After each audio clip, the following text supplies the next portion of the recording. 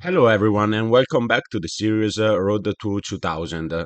Today, we will going to cover the third game of my tournament. It was by far I had zero point 0.5 points, so a pretty bad performance. And that afternoon, I was against Leonardo Tona. It's 12 years old. I don't know if he did, if he already did his birthday, but he's a years old kid, very talented. I played against him. That was the third time that I played against him, and another time in a non-official tournament. And I won the other games, but well, at the time of this game, he had live rating.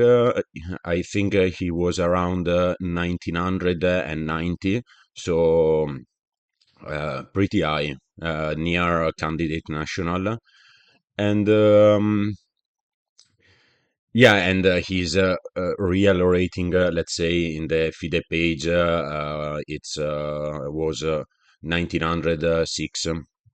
So he was in that month he was playing really well. But let's see the game. I was expecting e4. In the other games that we played, he played e4, e4. But this time he went for 4. So I didn't prepare anything against d4 against him, and I play symmetrical. So d4, d5, c4, e6, knight c3, knight f6, knight f3, and I struck in the center with c5, e3, and knight c6. Yeah, so he took basically at this point. Keeping the sim, I have to change something because I mean I should be the one that breaks the symmetry of the position because the white always start with a move up. So if I want to keep the symmetry of the position in the long run, I will be worse. I will let him play something else that will leave me with a worse position. But I took with the knight and bishop c4. Yeah, so I had some ideas. I didn't really remember the line, on these positions, but yeah, my idea was to remaneuver the knight on b6. So let's say something like and on bishop b5 I would have go for bishop d7, but instead on bishop b3 I would have take, um, and let's say if he takes with the knight, I take. If he takes with the queen, I take, and then take with the pawn. So my idea was to play against an isolated queen pawn. And well, let's see the game. Knight b6, bishop b3, take, and take. Okay, he took with the pawn. Why? Because let's say that he plays instead of taking with the pawn. Let's say he takes with this take.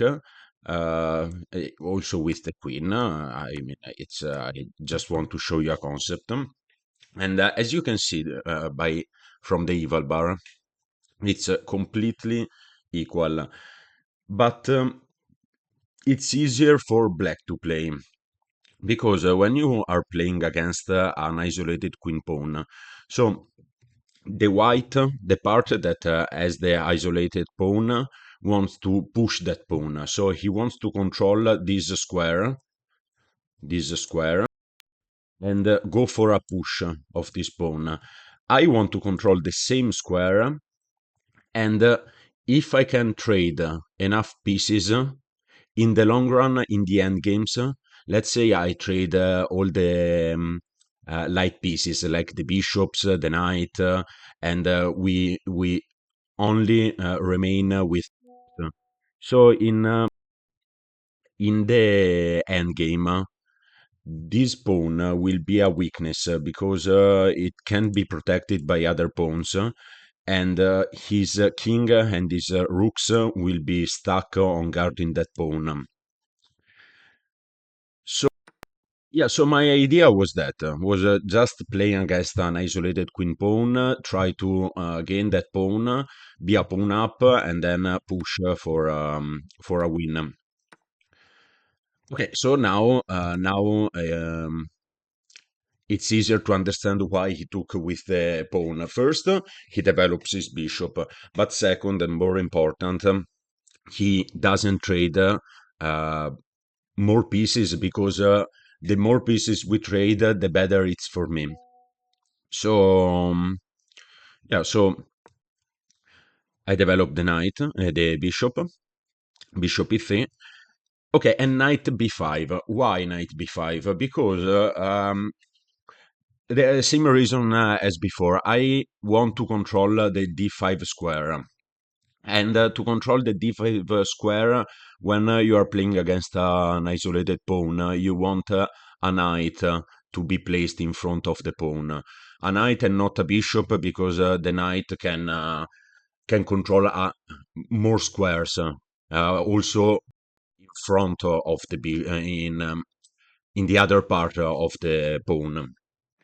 So yeah, so it's a strange looking move. I agree. He does his job. So castle, a3, and knight d5. Okay, so until this point, I was happy. Um, my pieces are a bit strange, especially the knight on b6, because yeah, I am controlling the d5 square, but the problem of my way of develop the way that I develop the pieces. Problem is that are that the h7 and g7 pawns are really weak. So he has a lot of like on this diagonal net jumps. Yeah, so basically his ideas are these. If he can't push the pawns, he has to create some weaknesses on my king, and while I will be focused on deal with the weaknesses on the king side, he can remaneuver his pieces to push the pawn. But if he gives me some tempos, let's say these, and these. This is you can also see it from the eval bar. This is lot, a very easy position for me to play because now all the weaknesses that I was talking about, they doesn't exist. They don't exist anymore because my knight on f6, it's guarding the king side. So yeah, so I would have liked to have my knight on f6 and the knight on b6 on d5. But yeah. Okay, so knight e5 and bishop f6. Same reason. I want to target the pawn. Now there is a knight, but my bishop with X rays, it's targeting the pawn on d4. And here I was expecting knight. I was expecting knight g4, and on this I would have go for something like this. Because yeah, now if he takes, I will take with the knight, and if he takes, take with the queen. I am always controlling there is always the isolated queen pawns, and if he wants to get rid of not get rid of the isolated pawns, but if he wants to change the structure in this way, so we will both have an isolated pawns. I was Happy. Yeah, let's say happy about this position because my queen it's better developed than his queen, and my bishop it's in a better than his bishop because his bishop only control this diagonal. My bishop controls both part of the board, and I have a bit more flexibility with these two pawns. So for me, it was fine to go for that, but he didn't. He went for knight c3, knight c4, and now I have to take with the. I have to trade the knight. Why I have to trade? Because if I proceed with my plan, he will take, and he can go for this push. As I said before, the white has to go for the push. This is not a bad position for me, but um, it was better before. I mean, I don't see why you should leave so much activity to the white pieces. So I okay, and I took because I can place the other knight now on d5, and I get rid of my weird knight on b6. Now I'm attacking the pawn. Maybe it was better to move the bishop, but yeah, he developed the queen, also fine. Push, and now I want to attack. Well, first I want to develop, but then my plan was to attack these 2 points, these two squares, and maybe in the future attack the king with this diagonal. So, so he played f3. This is not a good move. He played it because he wants to take away some of my bishop's power, but it leaves him with a lot of weaknesses on the dark on the g1 a7 diagonal, and yeah, and here I missed an opportunity. I was I wasn't feeling so well during this game, so yeah, probably it's the game in which I play worst by far.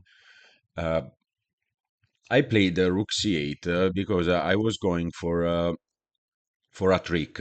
I mean, I can just take and going for the same trick, but I was going for this trick. Let's say he plays rook here to guard the pawn. I can take the bishop, take, and then take this pawn.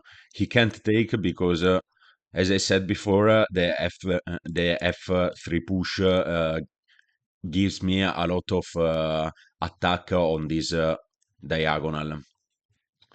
But yeah, so I played rook c8 to go for this trick, but I could have just take the bishop and then going for the same idea because well, now he has to move the king because if he plays here it's the same, but if he moves the king now this pawn it's weak with the queen on a5, and yeah, but I didn't. I played rook c8 and I give him the opportunity to exchange my knight, and it was the best choice. But still, I have a good position. I have the bishop pair. My pawn structure it's better. My pieces are developed better than his pieces. So okay, so he just we just increased the position of our pieces, And yeah, so knight here. Okay, later on in the game, I saw that queen b3 was not the best move because now he played rook here, and I go back on c4. I should have played queen c4 right away, and yeah, because now, well, this move it's still possible, but I'm up a tempo. Um, compared to the other variation, compared to the variation that happened in the game, now in this position, now he moves. In the other sequence, I was moving in this position, but sad, sad, but it happened. Okay, so okay, he played rook b1, and I pushed. I pushed because again my target it's this center. I have to break this center in some ways. I have to create some weaknesses and gain a pawn. And the only way to do that it's to push because if you see my my queen it's here, my rook it's here. Okay, sorry. My queen it's here, my rook it's here, the bishop it's there, the other bishop it's here, and it can go here. My rook can, my queen can go here. Everything it's aligned on the center, and I have to strike on the center. So e5 and knight f2, bishop to target the pawn on a3, queen here, and here something strange happen. Uh, I blunder upon. I I was so focused on. I don't know. In the last 10 moves, he couldn't do anything in the center for all these pins, and he couldn't push. He couldn't do anything. So yeah, so my mind was stuck on the fact that he can't touch his pawns on the center, but turns out that he can. So I just plunder a piece, and yeah, but still, my position it's not bad. It's not bad um, because also if I'm even if I'm a pawn down, I have the control of the file. I He can do much progress because my rooks once my rook comes here on the c4 square, it controls all this rank, and he can push the pawns,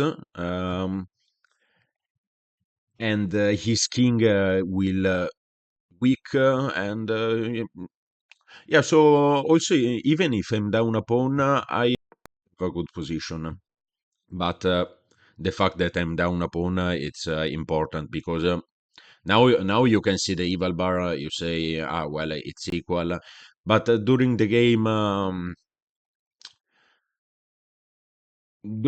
it's not so easy. Also because I drew luckily the first game, I lost the second game, and in the third game, I was not feeling great, and okay, let's say that in general, you prefer an equal position, being up a pawn than down a pawn. So, this is. And I pushed h5. I pushed h5 because I have to create some weaknesses on this area of the board, to increase the value of my bishop, because my bishop it's not doing anything right now. Okay, we shuffled a bit. I will go a bit faster on this point of the game. And he played h3. Okay, I want to take control of this diagonal. Plus, I could have some ideas of sacrifice the bishop and going for this. Now there is the knight, but maybe in the future it will be impossible. So knight here, rook here, queen. Okay, now he's threatening. What was he threatening? Yeah, these and yeah, he's threatening to remaneuver the knight, and it's a bit a problem. So yeah, so here I took a tempo because he's threatening my rook. I took a tempo and I played the rook here, and still it's a holdable position. Knight here, queen here. I was just playing fast because I was down on time. I had I don't exactly remember. Maybe I had something around 5 minutes here, but or 4 minutes. Okay, he played here, bishop here, and okay. So in the last 10 moves, or yeah, 10, 8 moves, I was just hoping. So sorry.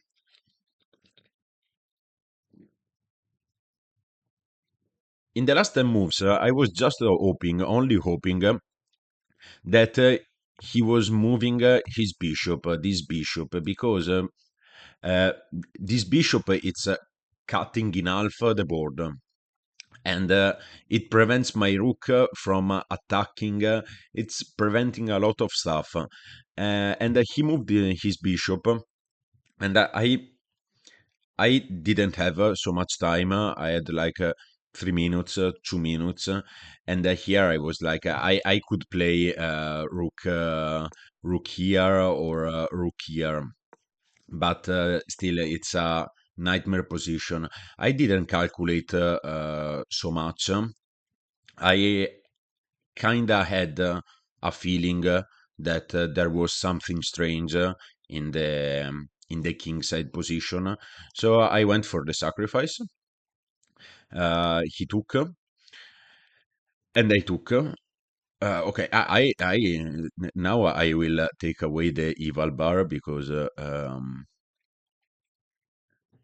it's funnier in this way. He took. Sorry. Okay, he took, and I took. I was no, here it's forced. Okay, and here I can save the rook, but if I save the rook, then he will cover his weaknesses. So, so again, I was playing with the increment, and I didn't know if the move that I did was the right choice, but I knew that it's the most problematic choice for him. So I sacrificed the rook and I took the e5 pawn. He took and I took the f3. Why I did that? Because I have now I have ideas of this. There is this is hanging. I can push. His king it's super exposed. So and by the way, if he does something like this is mate. I mean, not mate. He can cover, but this is mate. So he can't let this rook slides here, and there is no way to prevent. And there is only one way to prevent um, this rook from going there. He played it, rook d4, and yeah. So now I have two choices. I can trade with the rook, but I didn't want to trade with the rook. I can trade, sorry, with the bishop, but after this I have nothing. So I use the fact that he's a king and his queens are aligned in the same diagonal of that start from this point, and I took with the rook.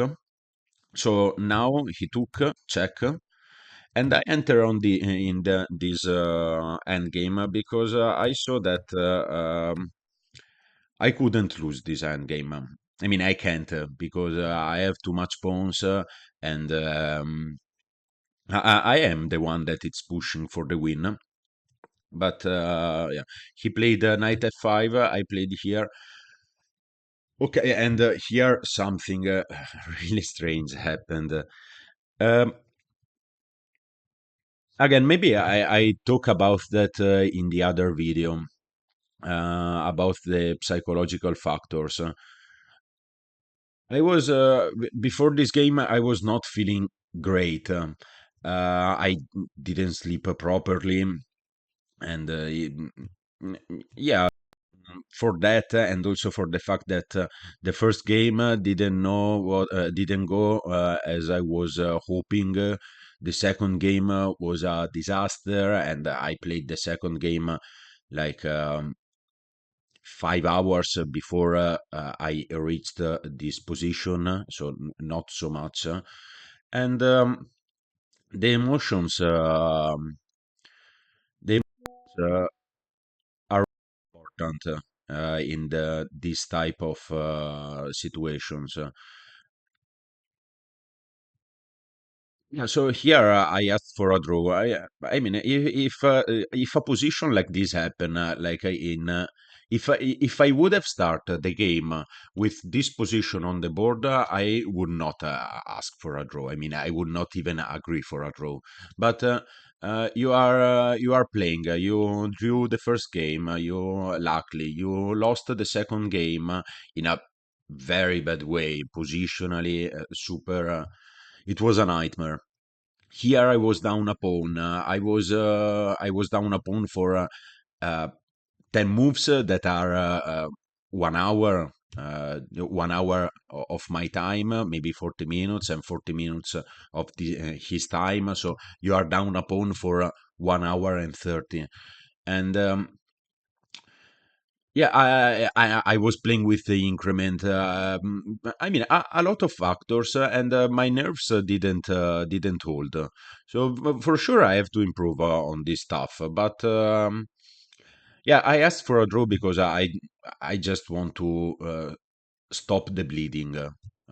Stop the bleeding from the first game, the second game. I should have pushed for a win, maybe. Yeah, not maybe, definitely. But I didn't. I asked for a draw, and he accepted because I mean he can't. The only way for him to push it's if something like this happen. But still, I mean he is pushing here, but I'm up 5 points, so 5 pawns for two pieces. So also, even if something like this happen, uh, he would have not feel secure to win the game. But yeah, turns out that this was the right choice, and also this. Here I should have played h3. Here I should have played h3 because he's stuck and I'm threatening. If he takes here, I have h2 and he has to give me his queen. But yeah, the sequence was right. Maybe I should have not taken here. I should have take first this and then go for the same variation. But yeah, I'm not happy about how the game ended, but it was okay. It was an okay decision. Maybe that evening I was feeling quite bad about my decision, but Yeah, I mean, factor of experience. I think it's experienced and regulate your emotions and being able to separate the position that was occurring that was on the board for 2 hours from the position that you had right then. And it's something that for sure I will learn, practicing more, playing some more tournaments. I will learn to deal with this stuff. I hope, at least. So, so yeah, that was the game. Know what you think in the comment, and if you like my content, please subscribe.